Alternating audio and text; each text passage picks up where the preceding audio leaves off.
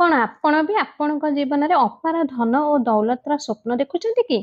ତ ଏହି ଭିଡିଓଟି ଆପଣମାନଙ୍କ ପାଇଁ। ଏହି ଭିଡିଓରେ ପ୍ରତ୍ୟେକ ଶବ୍ଦ ବହୁତ ମହତ୍ୱପୂର୍ଣ୍ଣ ଅଟେ। ଆଜି ଆମେ ଆପଣଙ୍କ ଭାଗ୍ୟରେ ଲୁଚିକି ଥିବା ରହସ୍ୟ ବିଷୟରେ ଜଣାଇବୁ। ଏହି ଭିଡିଓଟି କେବଳ ଗୋଟିଏ ଭିଡିଓ ନୁହେଁ, ଏହା ଏକ ଏମିତି ମାର୍ଗଦର୍ଶକ ଯାହା ଆପଣଙ୍କୁ ଆର୍ଥିକ ସଫଳତା ଓ ଆପଣଙ୍କ ଜୀବନରେ ନୂଆ ନୂଆ ଉଚ୍ଚ ପର୍ଯ୍ୟନ୍ତ ନେଇଯିବ। ଗୋଟିଏ ଗାଁରେ ଜଣେ ସାଧୁ ତାଙ୍କ କୁଡ଼ିଆ ସାଧନା କରୁଥିଲେ। କିନ୍ତୁ ବହୁତ କମ୍ ଲୋକ ଜାଣିଥିଲେ ସେହି ସାଧୁ ପୂର୍ବରୁ ସେହି ଗାଁରେ ଅଧିକ କରୋଡ଼ପତି ବ୍ୟକ୍ତି ଥିଲେ। ତାଙ୍କ ବ୍ୟାପାରରେ ବହୁ ରାଜ୍ୟ ପର୍ଯ୍ୟନ୍ତ ବ୍ୟାପିଥିଲା ଏବଂ ସମ୍ପତ୍ତିରେ କୌଣସି କମି ନଥିଲା। ପୁଣି ଗୋଟିଏ ଦିନ ସେହି ସାଧୁ ସାଂସାରିକ ଜୀବନରୁ ବିରକ୍ତି ହୋଇ ତାଙ୍କର ଯାହା ବି ସବୁ ସମ୍ପତ୍ତି ଥିଲା, ଟଙ୍କା ପଇସା ଥିଲା, ସେ ସବୁକୁ ଗରିବୀ, ଅନାଥ, ଦରିଦ୍ର ବ୍ୟକ୍ତିଙ୍କୁ ବଣ୍ଟନ କରିଦେଲେ।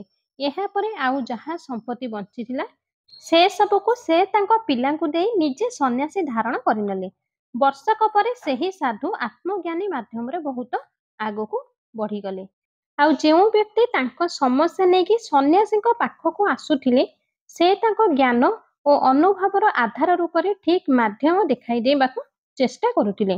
ଗୋଟିଏ ଦିନ ଜଣେ ଗରିବ ବ୍ୟକ୍ତି ସାଧୁଙ୍କ ପାଖକୁ ଆସି କହିଲା ଏବଂ ବିନମ୍ର ଭାବରେ କହିଲା, ଗୁରୁଦେବ, ମୁଁ ଆମ ଗାଁ ଭିତରୁ ସବୁଠାରୁ ଗରିବ ବ୍ୟକ୍ତି। ଆଉ ଏହି ଗରିବୀ ନାମକ ବେମାରୀ ମୋର ପିଛା ହିଁ ଛାଡୁନାହିଁ। ଆଜି ମୋର ଏମିତି ପରିସ୍ଥିତି କି ମୁଁ ମୋ ପରିବାର ପାଇଁ ଦୁଇ ଓଳି ଖାଇବାକୁ ବି ଦେଇପାରୁନାହିଁ। ପଇସା ମୋ ପାଖକୁ ଆସୁ ହିଁ ନାହିଁ, ଆଉ ଯଦି ଆସୁଛି ତ ମୋ ପାଖରେ ରହୁନାହିଁ। ଆପଣ ତ ଏହି ଗାଁର ସବୁଠାରୁ କରୋଡ଼ପତି ବ୍ୟକ୍ତି, କିନ୍ତୁ କୃପା କରି ମୋତେ କିଛି ଏମିତି ଗୁପ୍ତ ତରିକା କୁହନ୍ତୁ ଯାହା କେବଳ ଅମୀରକୁ ହିଁ ଜଣାଥାଏ, ଆଉ ମୁଁ ମଧ୍ୟ ସେହି ମାଧ୍ୟମ ଦେଇ ଅମୀର ବନିଯିବି। ସାଧୁ ଏହି କଥା ଶୁଣିଲେ ଏବଂ ଟିକେ ହସିକି କହିଲେ, ମୁଁ ବି ଦିନେ ତୁମ ପରି ଗରିବ ଓ କାଙ୍ଗାଳରେ ଫସିଥିଲି। ଦିନ ରାତି ପରିଶ୍ରମ କରୁଥିଲି ସତ, ତଥାପି ମୁଁ ସବୁବେଳେ ନିରାଶ ହେଉଥିଲି।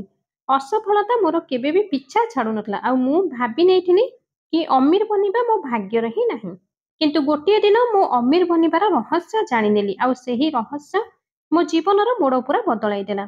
ଆଉ ଆଜି ମୁଁ ପୁରା ଅମୀର ନୁହେଁ, ବରଂ ପୁରା ସମୃଦ୍ଧି ଅଟେ। ଆଉ ମୁଁ ଏବେ ତୁମକୁ ଗୁପ୍ତ ସିଦ୍ଧାନ୍ତ ବତାଇବି ଯାହା ତୁମର ଗରିବକୁ ଶେଷ କରିବ ଏବଂ ତୁମକୁ ସମସ୍ତ ସଫଳତାର ଉପରକୁ ନେଇଯିବ। ତ ଏହା ଶୁଣି ଗରିବୀ ବ୍ୟକ୍ତିଟି ପଚାରିଲେ, ହେ ଗୁରୁ, କଣ ସେଇ ଗୁପ୍ତ ସିଦ୍ଧାନ୍ତ ସତରେ କାମ କରିବ? ସାଧୁ କହିଲେ, ହଁ, ବିଲକୁଲ କାମ କରିବ। ଏହି ଜ୍ଞାନ ହିଁ ମୋ ବେପାରକୁ ସଫଳ ବନାଇଥିଲା ଏବଂ ମୋର ଗାଁର ସବୁଠାରୁ ଅଧିକ ଅମୀର ମୋତେ ବନାଇ ଦେଇଥିଲା। ଆଉ ସେହି ରହସ୍ୟ ଏବେ ମୁଁ ତୁମକୁ ବତାଇବି। ତୁମେ ଧ୍ୟାନ ସେ ଶୁଣ। ଦୌଲତବାନ ବନିବାର ପ୍ରଥମ ନିୟମ। ଅମୀର ଲୋକ ତାଙ୍କ ଜୀବନରେ ନିଜେ ହିଁ ମାଲିକ ହୋଇଥାନ୍ତି। ସେ ତାଙ୍କ ସଫଳତାକୁ, ତାଙ୍କ ବିଚାରକୁ, ଫଇସଲାକୁ ଓ ପରିଶ୍ରମର ନିଜେ ହିଁ ନିର୍ଣ୍ଣୟ ନିଅନ୍ତି। କିନ୍ତୁ ଗରିବୀ ବ୍ୟକ୍ତି ଆଉ ଅସଫଳ ବ୍ୟକ୍ତି ନିଜ ଦୋଷକୁ ଅନ୍ୟ ଉପରେ ଲଦିଥାନ୍ତି।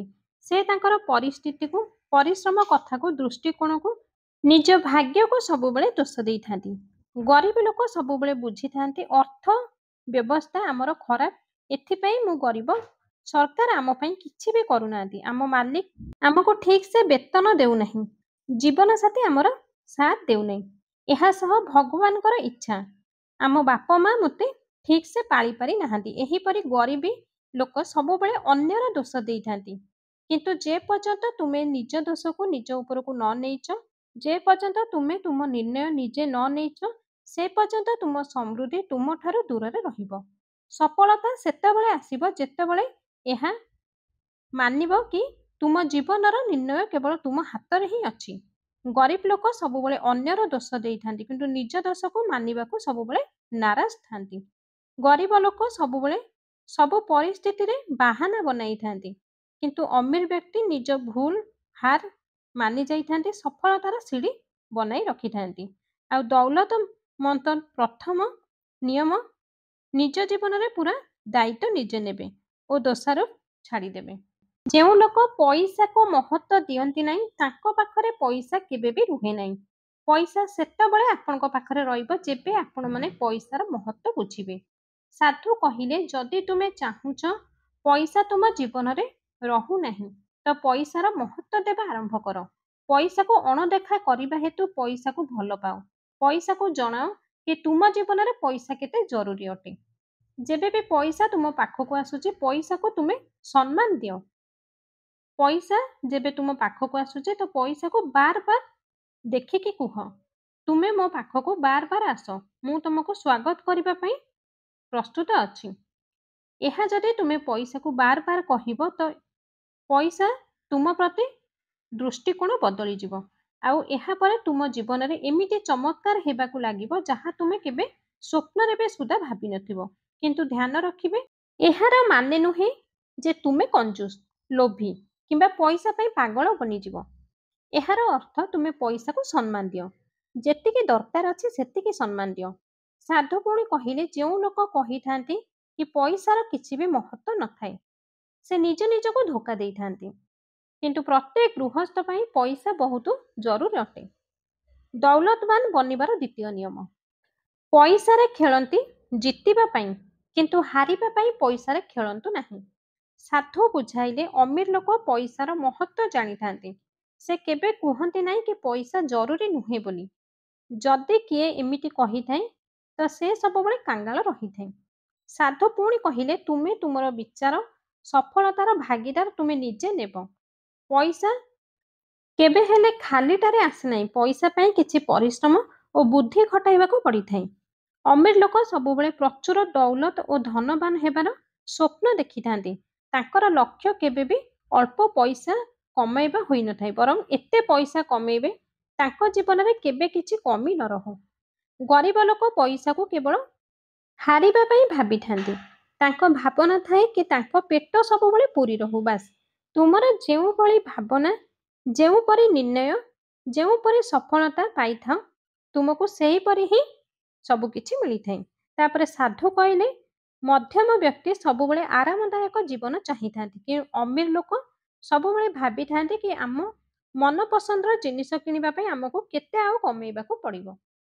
ଅମିର ଲୋକ ସବୁବେଳେ ପ୍ରଚୁରତା ଚାହିଁଥାନ୍ତି। ଦୌଲତମନ୍ତ ବନିବାର ଅଛି ତ ତୁମର ଭାବନାକୁ ବଢ଼ାଅ। ଜିତିବା ପାଇଁ ଖେଳ, ତୁମର ଭାବନା ହିଁ ତୁମର ଦୌଲତର ଆଧାର ଅଟେ। ଏହା ଶୁଣି ଗରିବ ବ୍ୟକ୍ତି ବୁଝିଗଲା, ପ୍ରଚୁରତା ପାଇଁ କାମ କରିବ। ଦୌଲତବାନ ବନିବାର ତୃତୀୟ ନିୟମ। ଅମିର ଲୋକ କିନ୍ତୁ ପୁରା ସମର୍ପଣ ସହିତ ରହିଥାନ୍ତି। ସାଧୁ କହିଲେ, ସିଧା କଥା ଏହା ଅଟେ କି ତୁମର ଲକ୍ଷ୍ୟ ମାତ୍ର ଆରାମଦାୟକ ଜୀବନ ବଞ୍ଚିବାର ଅଛି ତ ତୁମେ ଅମିର ବନିବାର ଭାବନା ବହୁତ କମ୍ ଅଟେ। କିନ୍ତୁ ଲକ୍ଷ୍ୟ ଯଦି ଅମିର ବନିବା, ତ ବିଶ୍ୱାସ ରଖନ୍ତୁ, ଆରାମଦାୟକ ଜୀବନ ଯାପନ ତ ଜରୁର ମିଳିବ, କିନ୍ତୁ ଅମିର ବନିବାର ଅତ୍ୟଧିକ ଅମିର ଯଦି ବନିପାରିବେ ନାହିଁ, କିନ୍ତୁ ଲକ୍ଷ ଲକ୍ଷ ଟଙ୍କା ତ ଇନକମ୍ କରିପାରିବେ। ଆଉ ଗରିବ ବ୍ୟକ୍ତିମାନେ ବହୁତ ଛୋଟିଆ ଲକ୍ଷ୍ୟ ରଖିଥାନ୍ତି। ସେ ତାଙ୍କ ଘରର ଛାତ ବି ବାଡ଼େଇ ପାରନ୍ତି ନାହିଁ। ଆଉ ଯେବେ ଅସଫଳ ହୋଇଥାନ୍ତି ତ ଏହା ଭାବିକି ଚିନ୍ତାରେ ପଡ଼ିଯାନ୍ତି କି ଏମିତି କ'ଣ ପାଇଁ ହେଲା। ଆପଣ ଯାହା ଭାବିବେ ସେଇଆ ହିଁ ହବ। ସାଧୁ କହିଲେ, ମନେ ରଖ, ଆଗକୁ ଯଦି ଯିବାର ଅଛି, ଆଗକୁ ଯଦି ଭାବିବାର ଅଛି, ଭାବନା ରଖିଥାଅ।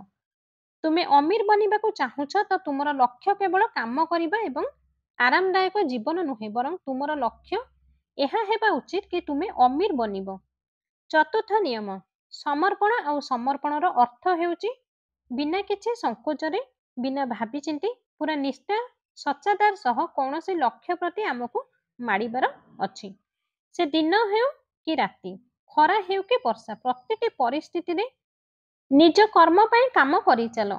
ଅମିର ଓ ଗରିବର ଭାବନାର ଫରକ ଏଇଆ ଅଟେ କି ଗରିବ ଲୋକ ମାତ୍ର ଭାବିଥାନ୍ତି, ମୁଁ ଅମିର ବନିବି, ସ୍ୱପ୍ନ ଦେଖିଥାନ୍ତି, କିନ୍ତୁ ତାଙ୍କ ସ୍ୱପ୍ନରେ, ତାଙ୍କ ଭାବିବାରେ କିଛି ଚେଷ୍ଟା କରିନଥାନ୍ତି। ଖାଲି ସ୍ୱପ୍ନ ହିଁ ଦେଖି ରହିଥାନ୍ତି, କିନ୍ତୁ ନିର୍ଣ୍ଣୟ କିଛି ନେଇନଥାନ୍ତି। କିନ୍ତୁ ଅମିର ଲୋକ ତାଙ୍କ ସ୍ୱପ୍ନ ଓ ଭାବନାର ପୂର୍ଣ୍ଣ କରିବା ପାଇଁ ପୁରା ସମର୍ପଣ ହୋଇଯାଆନ୍ତି। ଲକ୍ଷ୍ୟ ପୂରା କରିବା ପାଇଁ, ଲକ୍ଷ୍ୟ ଛୋଟ ହେଉ କିମ୍ବା ବଡ଼, ସେହି ଲକ୍ଷ୍ୟକୁ ପାଇବା ପାଇଁ ବହୁତ ପରିଶ୍ରମ ସେମାନେ କରିଥାନ୍ତି। ସାଧୁ କହିଲେ, ତୁମେ ଯଦି ସତରେ ଅମିର ବନିବାକୁ ଚାହୁଁଛ ତ ମାତ୍ର ଭାବିବାରେ କି ସ୍ୱପ୍ନ ଦେଖିବାରେ କିଛି ବି ହେଇପାରିବ ନାହିଁ। କିନ୍ତୁ ତୁମେ ତୁମ ଜୀବନର ଲକ୍ଷ୍ୟ ବନାଅ, ପୁରାପୁରି ସମର୍ପଣ ହୋଇଯାଅ। ଆଉ ସମର୍ପିତର ଅର୍ଥ କେବେ ବି ହାର ମାନିବ ନାହିଁ। ଗରିବ ବ୍ୟକ୍ତିଟି ସାଧୁଙ୍କ କଥା ଶୁଣି ବୁଝିଗଲା କି ଅମିର ବନିବାର ଇଚ୍ଛା କରିବ ନାହିଁ, ବରଂ ପୁରା ନିଷ୍ଠାର ସହ, ସମର୍ପଣର ସହ ସେହି ଦିଗକୁ ପାଦ ବଢ଼େଇବ। ସେ ବୁଝିଗଲା କି କେବଳ ସ୍ୱପ୍ନ ଦେଖିଲେ କିଛି ହେବନି। ଜିତ୍ ତାଙ୍କର ହୋଇଥାଏ ଯେ ଲକ୍ଷ୍ୟ ପ୍ରତି ପୁରା ସମର୍ପିତ ହୋଇଯାଇଥାଏ। ପୁରା ମନୋବଳକୁ ଷ୍ଟ୍ରଙ୍ଗ କରିବ। ମୁଁ ଏମିତି ଅମିର ବନିବା ପାଇଁ ଯୋଦ୍ଧା ହୋଇକି ବାହାରିବି। ତ ସାଧୁ ସେହି ଗରିବ ବ୍ୟକ୍ତିକୁ ପଚାରିଲେ, ତୁମେ 16 ଘଣ୍ଟା କାମ କରିପାରିବ? ରାଜି ଅଛ? ତୁମେ ସପ୍ତାହକ 7 ଦିନ କାମ କରିବ। ତୁମ ମଜାମସ୍ତିରେ ଯେଉଁ ସମୟ ନଷ୍ଟ କରୁଛ, ସେହି ମଜାମସ୍ତି ସମୟକୁ ଛାଡ଼ିବାକୁ ରାଜି ଅଛ? ଅମିର ଲୋକ ଏହା ହିଁ କରିଥାନ୍ତି। ତୁମେ ତୁମ ପରିବାର, ସାଙ୍ଗସାଥି, ବନ୍ଧୁବାନ୍ଧବ ସାଥ ଦେବା ଛାଡ଼ିପାରିବ? ଅମିର ଲୋକ ଏହି ବଳିଦାନ ଦେଇଥାନ୍ତି। ଅମିର ଲୋକ କଠିନ ସମୟରେ କିଛି ସମୟ ପାଇଁ ସହିବାକୁ ରାଜି ଥାନ୍ତି। ଜାଣିଥାନ୍ତି ଏହି ସଂଘର୍ଷ ସ୍ଥାୟୀ ନୁହେଁ, କିନ୍ତୁ ଏହାର ଫଳ ତାଙ୍କୁ ଜୀବନ ସାରା ମିଳିଥାଏ। ଏହା ଶୁଣି ଗରିବ ବ୍ୟକ୍ତିଟି ବୁଝିଗଲା କି ଆରାମ ମୁଁ ପରେ କରିବି, କିନ୍ତୁ ଆଗ ମୁଁ ମୋ ଲକ୍ଷ୍ୟ ପର୍ଯ୍ୟନ୍ତ ପହଞ୍ଚିବା ପାଇଁ ଯାହା ବି ଜରୁର ହେବ ମୁଁ ତାହା କରିବି। ସେ ଯାହା ବି ହେଉ, ସହଜ ହେଉ କି କଷ୍ଟ ହେଉ, ଯୋଦ୍ଧା ପାଖରେ କେବେ ହାରର ତାକତ ନଥାଏ। ତ ଏହା ଶୁଣି ସାଧୁ କହିଲେ, ଅମିର ବନିବା ପାଇଁ ତୁମେ ମାତ୍ର ଚାହିଁଲେ ହେବ ନାହିଁ, ବରଂ ଯୋଦ୍ଧାଙ୍କ ପରି ପ୍ରତ୍ୟେକ ବାଧାକୁ ପାର କରିବା ପାଇଁ ଦୃଷ୍ଟି ସଂକଳ୍ପ ନେବାକୁ ପଡ଼ିବ। ତୁମର ପ୍ରତ୍ୟେକ ଡରକୁ, ପ୍ରତ୍ୟେକ ବାହାନା, ପ୍ରତ୍ୟେକ ସନ୍ଦେହକୁ ପଛକୁ ପକାଇବାକୁ ପଡ଼ିବ। ତୁମେ ତୁମ ଲକ୍ଷ୍ୟ ପ୍ରତି ଏତେ ସମର୍ପଣ ହେବ ଯେ ଏ ଦୁନିଆର କୌଣସି ଶକ୍ତି ତୁମକୁ ରୋକିପାରିବ ନାହିଁ। ଆଉ ମନେ ରଖ, ଅମିର ବନିବା ବାଲା ଲୋକ ସେମାନଙ୍କ ସ୍ୱପ୍ନକୁ ସବୁ କିଛି ଦେବା ପାଇଁ ସେ ରାଜି ଥାନ୍ତି। ଜାଣିଥାନ୍ତି ଏହା କେବଳ ପରିଶ୍ରମ ନୁହେଁ, ବରଂ ଯୋଦ୍ଧାଙ୍କ ପରି ଦୃଢ଼ତା, ନିଷ୍ଠା ଓ ବଳିଦାନର ଏହା ହିଁ ଅଟେ। ବାସ୍ ଏଇଆ ସବୁବେଳେ ଭାବ ଯେ ମୁଁ ଏହା କରିବି ଆଉ ସଫଳ ହେବି ହିଁ ହେବି। ଗରିବ ବ୍ୟକ୍ତି ସାଧୁଙ୍କ କଥା ଶୁଣି ବୁଝିଗଲା ସେ ତାଙ୍କ ଜୀବନରେ ଯୋଦ୍ଧା ବନିବାର ନିର୍ଣ୍ଣୟ ନେଲା। ଆଉ ବୁଝିଗଲା ଯଦି ଅମିର ବନିବାର ଅଛି ତ ପୁରା ପରିଶ୍ରମ ଦ୍ୱାରା ନିଜ ଲକ୍ଷ୍ୟକୁ ହାସଲ କରିବାକୁ ପଡ଼ିବ। ଅମିର ବନିବାର ପଞ୍ଚମ ନିୟମ। ଅମିର ଲୋକ ସବୁବେଳେ ଏହି କଥାର ଧ୍ୟାନ ଦିଅନ୍ତି କି କ'ଣ ହାସିଲ କଲା ପରେ ପରେ ପ୍ରତ୍ୟେକ ପରିସ୍ଥିତି ସମସ୍ୟା ଆସିଥାଏ। ଗରିବ ଲୋକ ବାଧା ଓ ସମସ୍ୟା ଉପରେ ଏତେ ଧ୍ୟାନ ଦେଇଥାନ୍ତି ଯେ ତାଙ୍କୁ ବାର ବାର ବାଧା ଓ ସମସ୍ୟା ଆସିଥାଏ। ଆଉ ଏ ବ୍ରହ୍ମାଣ୍ଡର ନିୟମ ଏହା ହିଁ ଅଟେ କି ତୁମେ ଯେଉଁ ଜିନିଷ ପ୍ରତି ଧ୍ୟାନ କେନ୍ଦ୍ରୀୟ କରିଥାଅ ସେ ହିଁ ବଢ଼ିଥାଏ। ଆଉ ଅମିର ଲୋକ ସ୍ୱପ୍ନ ଆଉ ଲକ୍ଷ୍ୟ ପ୍ରତି ଧ୍ୟାନ ଦେଇଥାନ୍ତି, ଆଉ ଗରିବ ଲୋକ ଡର ଓ ସମସ୍ୟା ଉପରେ ବେଶୀ ଧ୍ୟାନ ଦେଇଥାନ୍ତି। ଯଦି ତୁମେ ବାଧା ଉପରେ ଫୋକସ୍ କରିବ ତ ବ୍ରହ୍ମାଣ୍ଡ ତୁମକୁ ବାଧା ହିଁ ଦେଇଥାଏ। ଅମିର ବନିବାର ଷଷ୍ଠ ନିୟମ। ଅନ୍ୟର ପ୍ରଶଂସା କରିବା ଶିଖ। ଅମିର ସବୁବେଳେ ସବୁ ଲୋକଙ୍କର ଅନ୍ୟର ସଫଳତା ଓ ପ୍ରଶଂସା କରିଥାନ୍ତି, କିନ୍ତୁ ଗରିବ ଲୋକ ଅମିର ଲୋକମାନଙ୍କୁ ଈର୍ଷା କରିଥାନ୍ତି। ଆଉ ଈର୍ଷା କଲା ବ୍ୟକ୍ତି ଅସଫଳ ହୋଇଥାନ୍ତି, କେବେ ବି ସେ ସଫଳ ହୋଇପାରନ୍ତି ନାହିଁ। ଯେଉଁ ବ୍ୟକ୍ତି ଘୃଣା କରିଥାନ୍ତି, ଯଦି ତୁମେ କୌଣସି ସୁନ୍ଦର ଘର ଦେଖୁଛ ତ ତାହାକୁ ଆଶୀର୍ବାଦ ଦିଅ। ଯଦି କାହାର ପ୍ରେମପୃପ୍ତ ପରିବାର ଦେଖୁଛ ତ ତାଙ୍କ ପାଇଁ ଭଗବାନଙ୍କ ପାଖରେ ପ୍ରାର୍ଥନା କର। ଯଦି ତୁମେ ଅମିର ସହ ଘୃଣା କରିଥାଅ, ଈର୍ଷା କରିଥାଅ, ତାଙ୍କ ସଫଳତାକୁ ଦେଖି ରାଗିଯାଅ, ତ ତୁମେ ବି ସେହି ସଫଳତା କେବେ ବି ପାଇପାରିବ ନାହିଁ। ଏହା ଏ ବ୍ରହ୍ମାଣ୍ଡର ନିୟମ ଅଟେ। ଯେଉଁ ଜିନିଷ ତୁମ ମନରେ ସକାରାତ୍ମକ ଭାବକ ଉତ୍ପନ୍ନ କରିଥାଏ ତାହା ତୁମର ଆକର୍ଷିତ ହୋଇଥାଏ। ଦୌଲତ ବନିବାର ସପ୍ତମ ନିୟମ। ଅମିର ଲୋକ ସଫଳତା ବ୍ୟକ୍ତିଙ୍କ ସହ ସମୟ ବିତାଇଥାନ୍ତି, ତାଙ୍କଠାରୁ ପ୍ରେରଣା ନେଇଥାନ୍ତି ଏବଂ ଶିଖିଥାନ୍ତି, କିନ୍ତୁ ଗରିବ ଲୋକ ନକାରାତ୍ମକ ଏବଂ ଅସଫଳ ବ୍ୟକ୍ତିଙ୍କ ସହିତ ରହିଥାନ୍ତି। ସଫଳତାର ମନ୍ତ୍ର ଯଦି ତୁମେ ଅମିରଙ୍କ ପରି ପାଇବାକୁ ଚାହଁ ତ ଗରିବଙ୍କ ସଙ୍ଗ ଛାଡ଼ି ଅମିରଙ୍କ ପରି ଉଡ଼ିବା ଶିଖ। ନିୟମିତ ତାଙ୍କ ସହ ବସ ଉଠ କର। ପରାଜିତ ହେଉଛି ଦୁଃଖ ଶୁଣିବା ଅପେକ୍ଷା ବିଜେତାଙ୍କ ଠାରୁ ଶିଖ। ଅମିର ବନିବା ପାଇଁ ତୁମକୁ ଦୁଇଟି କାମ କରିବାକୁ ପଡ଼ିବ। ପ୍ରଥମରେ ତୁମ ମନକୁ ଅପ୍ସର ପରି କେନ୍ଦ୍ରୀୟ କରିବା, ଦ୍ୱିତୀୟରେ ସକାରାତ୍ମକ ଓ ସଫଳତାଙ୍କ ଲୋକ ସହିତ ସମୟ ବିତାଇବା, ଯାହାଙ୍କ ଠାରୁ ତୁମେ ପ୍ରେରଣା ଶିଖିପାରିବ, ତାଙ୍କ ଅନୁଭବର ଲାଭ ଉଠାଇ ପାରିବ। ଆଉ ସବୁଠୁ ଜରୁରୀ କଥା ହେଲା ଅନ୍ୟର ପ୍ରଶଂସା କରିବା ଶିଖ। ଯାହା କିଛି ତୁମ ପାଖରେ ନାହିଁ ତାକୁ ପାଇବାକୁ ପ୍ରଥମ ସୋପାନ ହେଉଛି ତାଙ୍କୁ ତୁମେ ପ୍ରଶଂସା ଓ ଶୁଭକାମନା ଜଣାଅ। ଯଦି ତୁମେ ଏପରି କରିବ ତେବେ ସେ ଭାଗ୍ୟ ବନିଯିବ ଏବଂ ତୁମକୁ ଭାଗ୍ୟବାନ ହେବାକୁ ଲାଗିବ। ଗରିବ ବ୍ୟକ୍ତି ସାଧୁ କଥା ଶୁଣି ମନେ ମନେ ନିର୍ଣ୍ଣୟ ନେଲା କି ପ୍ରତିଦିନ ଏହି ନିୟମ ମୁଁ ପାଳନ କରିବି। ଅମିର ବନିବାର ଅଷ୍ଟମ ନିୟମ। ଯଦି ତୁମେ ତୁମ ଯୋଗ୍ୟତାକୁ ସାମ୍ନାକୁ ଆଣିପାରିବ ନାହିଁ ତ ଏହା ତୁମର ବି କାମରେ ଆସିବ ନାହିଁ। ତୁମ ପାଖରେ ଏମିତି ଗୋଟିଏ ମେଡିସିନ ଅଛି ଯାହା ଗମ୍ଭୀର ବେମାରୀକୁ ଠିକ୍ କରିପାରିବ। ତୁମେ ଏହାକୁ ଛାଡ଼ିଦେବ ନା ଜାଣିଶୁଣି ତାଙ୍କୁ ସାହାଯ୍ୟ କରିବ ନାହିଁ? ଯାହାର ମେଡିସିନ ଦରକାର ଅଛି, ଅମିର ଲୋକ ନିଜ କାମକୁ ପ୍ରଚାର କରିବା ପାଇଁ ରାଜି ଥାନ୍ତି। କାହିଁକି ନା ସେ ଜାଣିଥାନ୍ତି ତାଙ୍କ କାମ କାହାର ବି କାର୍ଯ୍ୟରେ ଆସିବ। କିନ୍ତୁ ଗରିବ ଲୋକମାନେ ନିଜର ଦକ୍ଷତାକୁ ଲୁଚାଇଥାନ୍ତି। ଆଉ ଯେଉଁ ବ୍ୟକ୍ତି ପଛରେ ରହିଯାଆନ୍ତି, ନକାରାତ୍ମକ ଭାବନାରୁ ବାହାରକୁ ଆସନ୍ତି ନାହିଁ, ତାଙ୍କ ଦକ୍ଷତାକୁ ପ୍ରଚାର କରିବା ମାତ୍ରେ ପଇସା କମାଇବା ନୁହେଁ, ବରଂ ଅନ୍ୟର ସାହାଯ୍ୟ କରିବା ଓ ସମାଜରେ ନିଜକୁ ପରିଲକ୍ଷିତ କରିବା। ଦୌଲତ ବନିବାର 9ଟି ନିୟମ। ସମସ୍ୟା ତୁମର ପରୀକ୍ଷା ନୁହେଁ, ବରଂ ତୁମ ପ୍ରଗତିର ପ୍ରମାଣ ଅଟେ। ଅମିର ବନିବାର ସବୁଠୁ ମହତ୍ତ୍ୱପୂର୍ଣ୍ଣ ଏହା ଅଟେ କି ତୁମର ସଫଳତା ତୁମ ଉପରେ ନିର୍ଭର କରିଥାଏ। ତୁମେ ସମସ୍ୟାର ସାମ୍ନା କରି ଶିଖିଥାଅ। ଅମିରମାନଙ୍କର ଯଦି କିଛି ସମସ୍ୟା ଆସିଥାଏ, ତ ସେ ଡରି ନ ଯାଇ ଭାବିଥାନ୍ତି କି କିପରି ଏହି ସମସ୍ୟାର ସାମ୍ନା କରିବେ ବା ଏହାର ସମାଧାନ ବି ତାଙ୍କ ପାଖରେ ଅଛି।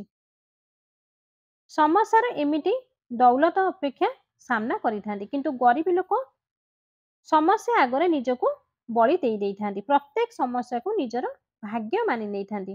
ଅମିର ଲୋକ ଭାବିଥାନ୍ତି କି ମୁଁ ମୋ ସମସ୍ୟା ଠାରୁ ବଡ଼ ଅଟେ। ଏହା ଭାବିକି ସେ ଯେତେ ବଡ଼ ସମସ୍ୟା ହେଉଥିଲେ ବି ସେହି ସମସ୍ୟାକୁ ଛୋଟ ବନେଇ ଦେଇଥାନ୍ତି। ଆଉ ଯେଉଁମାନେ ସମସ୍ୟା ଠାରୁ ଦୂରକୁ ଦୌଡ଼ିଥାନ୍ତି, ଗରିବୀ, ଅସଫଳତା ଓ ନିରାଶାକୁ ଆମନ୍ତ୍ରଣ କରିଥାନ୍ତି। ଡରିକି ଦୌଡ଼ିବାର ଆଦତ କେବେ ବି ଆଗକୁ ବଢ଼ିବାକୁ ଦେଇନଥାଏ। ଆଉ ଗରିବୀ ହେବାର, ସଫଳତା ହେବାର ମୂଳ ମନ୍ତ୍ର ହେଉଛି ପରିଶ୍ରମ କର। ପଇସାକୁ ସବୁବେଳେ ଠିକ୍ ତରିକାରେ ଲଗାଅ। ଟଙ୍କାକୁ ଟଙ୍କାରେ ଲଗାଇ 2 ଟଙ୍କା କରିବା ଶିଖ। ଆଉ ଅମିର ଲୋକ ସବୁବେଳେ କିଛି ଶିଖିବାରେ ପ୍ରସ୍ତୁତ ଥାନ୍ତି। ସେ ଜାଣିଥାନ୍ତି କି ଜ୍ଞାନର କୌଣସି ସୀମା ନଥାଏ। ପ୍ରତ୍ୟେକ ଅନୁଭବ, ପ୍ରତ୍ୟେକ ବହି, ପ୍ରତ୍ୟେକ ବ୍ୟକ୍ତିଙ୍କ ଠାରୁ କିଛି ନା କିଛି ଶିଖିବାକୁ ଚେଷ୍ଟା କରିଥାନ୍ତି। କିନ୍ତୁ ଗରିବ ଲୋକ ସବୁବେଳେ ଭାବିଥାନ୍ତି କି ତାଙ୍କୁ ସବୁ କିଛି ଜଣାଥାଏ। ଏହି ଘମଣ୍ଡି କାରଣରୁ ବିନା ବିଚାରରେ, ବିନା କାରଣରୁ ସେ ଧୋକା ଖାଇଯାଇଥାନ୍ତି। ସାଧୁଙ୍କର ଏହି ପ୍ରତ୍ୟେକ ବାଣୀକୁ ଶୁଣି ଗରିବ ବ୍ୟକ୍ତିଟି ନିଜକୁ ବଦଳାଇ ଦେଲା। ଆପଣମାନେ ଯଦି ଅମିର ବନିବାକୁ ଚାହୁଁଛନ୍ତି, ତ ଆପଣ ବି ଏହି ସାଧୁଙ୍କର ପ୍ରତ୍ୟେକ ଶବ୍ଦକୁ କାମରେ ଲଗାନ୍ତୁ। ତ ଆଶା କରୁଛି ଆଜିର ଭିଡ଼ିଓଟି ନିହାତି ଭାବରେ ଆପଣଙ୍କୁ ପସନ୍ଦ ଆସିଥିବ। ଯଦି ଭିଡ଼ିଓଟି ଆପଣଙ୍କୁ ପସନ୍ଦ ଆସିଥାଏ, ତେବେ ଭିଡ଼ିଓଟିକୁ ଗୋଟେ ଲାଇକ୍ କରନ୍ତୁ। ଆପଣଙ୍କୁ ମୋର ଅନୁରୋଧ, ଭିଡ଼ିଓକୁ ଅଧିକରୁ ଅଧିକ ମାତ୍ରାରେ ସେୟାର କରନ୍ତୁ। ଆମ ଚ୍ୟାନେଲରେ ଯଦି ଆପଣମାନେ ଏ ପର୍ଯ୍ୟନ୍ତ ନୂଆ ଅଛନ୍ତି, ଚ୍ୟାନେଲକୁ ସବସ୍କ୍ରାଇବ୍ କରିନାହାନ୍ତି, ତାହେଲେ ଏବେ ହିଁ ଚ୍ୟାନେଲକୁ ସବସ୍କ୍ରାଇବ୍ କରି ପାଖରେ ଥିବା ବେଲ୍ ଆଇକନଟିକୁ ଦବାଇ ଦିଅନ୍ତୁ। ଯାହାଫଳରେ ଆମର ଏହିଭଳି ପ୍ରତ୍ୟେକ ଶିକ୍ଷଣୀୟ ଭିଡ଼ିଓ ସର୍ବପ୍ରଥମେ ଆପଣଙ୍କ ପାଖରେ ଯାଇ ପହଞ୍ଚିବ। ଆପଣ ଏହି ଭିଡ଼ିଓର ଦେଖିବାର ସୁଯୋଗ ପାଇପାରିବେ।